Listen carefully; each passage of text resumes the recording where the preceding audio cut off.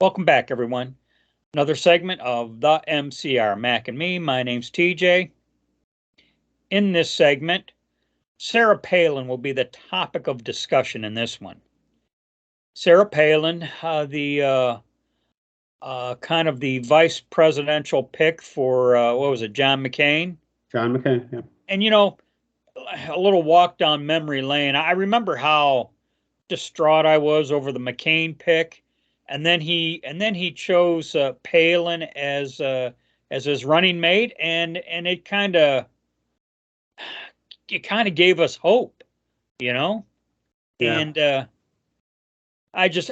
then you start hearing stories about how the McCain staff was crapping on the Palin staff, you know. Yeah.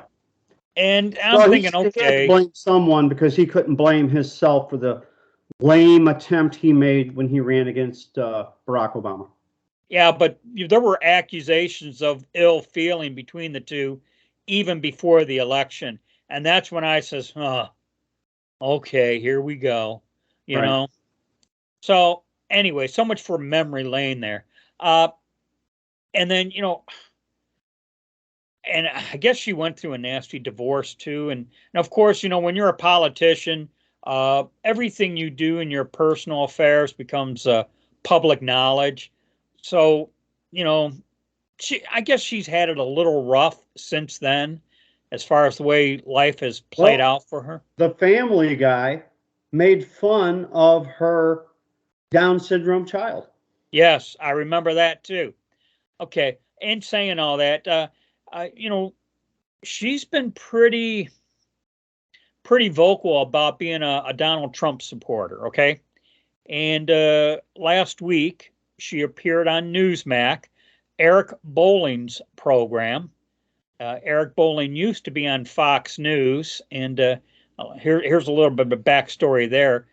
His son passed away prematurely in college. You can guess why. If I say the wrong word, we might get flagged.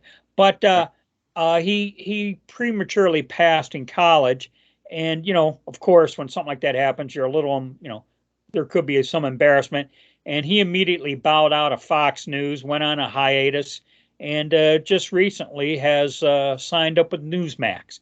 Eric Bolling's very conservative, and so he was interviewing Sarah Palin, and was asking her about some of the things she was saying. And I would just like to read some of her quote, and it is not without controversy, be forewarned.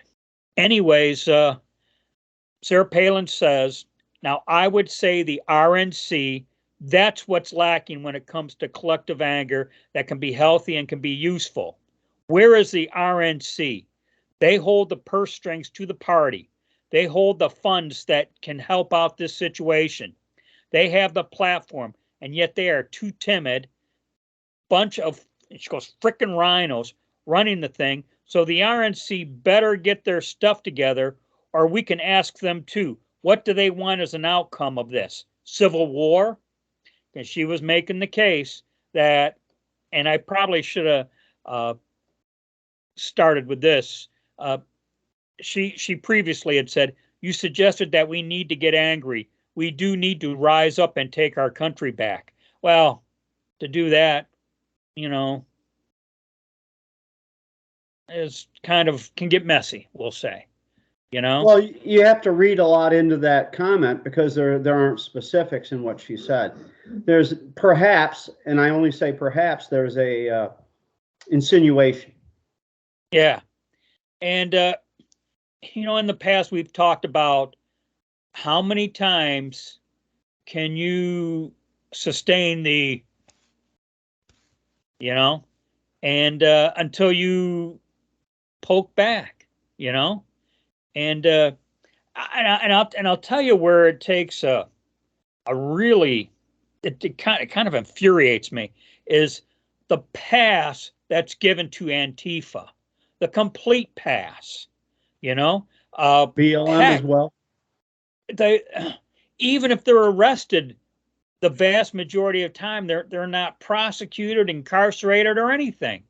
You know, think about how they let that Chaz set up in Seattle. How Portland is completely out of control. You know, no arrests, no nothing. You know, they're doing their own thing.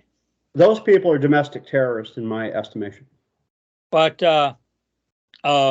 in any event, I guess I was just not prepared for Sarah Palin's forthrightness, we'll say. Well, she's not the first to say it. Marjorie Taylor Greene has said it, national divorce, which would certainly, as it did the last time when there was the breakup of the union, will result in action by the people. You know, and one of the problems is even the red states have their blue cities, and that's a big part of the problem there. You know, right. I mean, Texas, as red as it is, and they got some hardcore blue cities. Houston, Dallas, those are blue cities. You know what? Georgia with Fulton County. You know, yeah, Fulton County, and also, this Sarah Palin was responding to, and this is after the 4th indictment of Donald Trump. Okay, and ha ha ha, we're gonna take your mug shot. Ha ha ha. Here's what a criminal looks like. Ha ha ha. You know, that type of nonsense. You know. Well, I think the end goal there is to make criticizing an election a crime. They want to, if you criticize or question even the election, then you are a subversive and you're guilty of sedition, unless your name is Hillary Clinton. Because she has said repeatedly that this election, that her election loss to Donald Trump was because of the Russia collusion, which she paid for, and that the election was stolen from her because, of course, her being president is her birthright or whatever. Well, no one's putting her in jail because we have too many Republican cowards in this country. There's got to be a DA somewhere that can convene a grand jury and indict Hillary Clinton, if only for payback on Donald Trump. Well, you know, the very DA down in Fulton County, indicting Trump. This DA has herself said that the 2016 election was stolen. So you talk about, being two-faced, you know, the list goes on and on of that. Stacey Abrams, who ran for the Senate and then for governor, lost twice, and both times made that same claim. Well, and that was this district attorney down in Georgia was in fact referencing those elections. And do you know why they have not arrested her yet? Because they can't afford to feed her if she's there for more than 2 days. Well, someday she's going to be president of the world, if you recall, in one of the Star Trek series. They brought her on as being president of the world. You know, right. Oh, gag me with a splintered wooden soup spoon. So, anyways, I was just compelled to share some of Sarah Palin's thoughts and words, and I sincerely hope. I have some hopes here. One, I hope she doesn't get in trouble for anything provocative she may say. But I don't want her to go away. I mean, it was. I'm glad to hear that she's still somewhat politically active, to be honest. You know. Right. So that was kind of cool as far as I was concerned, and that's all I really got. I guess we'll make that a wrap for this segment, and catch you in the next one. As we always end with, be safe, watch your six, and don't tread on me.